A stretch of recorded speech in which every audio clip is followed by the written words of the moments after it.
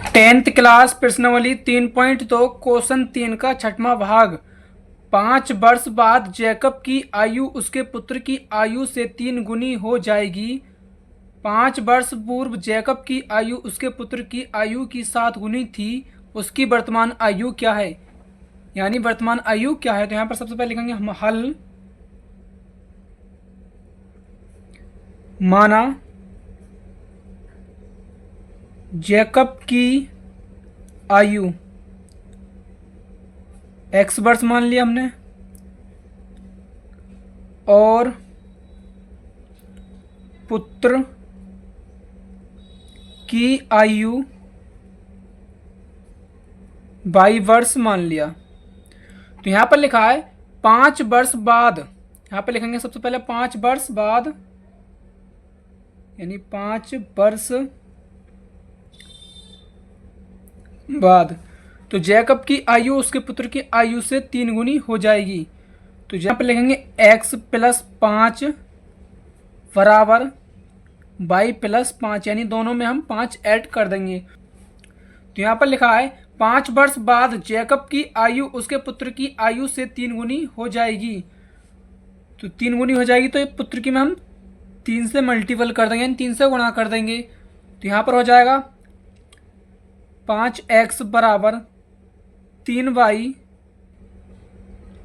यहाँ पर हो जाएगा x + 5 बराबर 3y + 15, 3 के गुणा 5 से करेंगे 15 हो जाएगा। तो यहाँ पर आएगा x - 3y बराबर 15 - 5, क्योंकि प्लस के 3y थे बराबर से इधर आए तो माइनस के 3y हो गए। तो यहाँ पर हो जाएगा x - 3y बराबर 10, इसे हम समीकरण 1 मान लेंगे। 5 वर्ष पूर्व, यानी 5 वर्ष पूर्व जैकब की आयु उसके पुत्र की आयु की 7 गुनी थी। तो यहाँ पर सबसे पहले लिखेंगे 5 वर्ष पूर्व, 5 वर्ष पूर्व यानी पहले। 5 वर्ष पूर्व है तो माइनस लगाएंगे यहाँ पर हम, यानी x - 5 हो जाएगा बराबर y - 5 हो जाएगा। हो जाएगी आयु हो जाएगी 7 गुनी। तो यहाँ पर 7 से मल्टीपल कर देंगे हम, 7 से गुणा कर देंगे। तो यहाँ पर हो जाएगा x - 5 बराबर 7y - 7 पंजे 35, इनकी आपस में गुणा हो गई। तो यहाँ पर हो जाएगा x - 7y बराबर -35। तो यहाँ पर आएगा x - 7y -35 + 5, क्योंकि माइनस के 5 बराबर से इधर आएंगे तो प्लस के हो जाएंगे। तो यहाँ पर आएगा x - 7y बराबर -30, इसे हम समीकरण 2 मान लेंगे। तो यहाँ लिखेंगे समीकरण 1 व समीकरण 2 को घटाने पर, तो समीकरण 1 और 2 को हम घटा देंगे। तो सबसे पहले समीकरण 1 लिखेंगे x - 3y बराबर 10, और दूसरी समीकरण है हमारी x - 7y बराबर -30। तो घटाने पर चिन्ह परिवर्तित हो जाते हैं, जो प्लस का है तो वो माइनस का हो गया, और ये माइनस का है तो ये प्लस का हो गया, और ये माइनस का है तो ये प्लस का हो गया। ये माइनस प्लस आपस में कट गए, और 3y माइनस के हैं और 7y प्लस के हैं, तो यहाँ पर 4y प्लस के बचे, और यहाँ पर 30 प्लस के हैं और 10 प्लस के हैं, तो 40 प्लस के हो गए। तो ये इसके बटे में पहुंच जाएंगे 4, तो इसे काटेंगे तो ये 10 बार कटेगा, तो y बराबर 10 आ गया।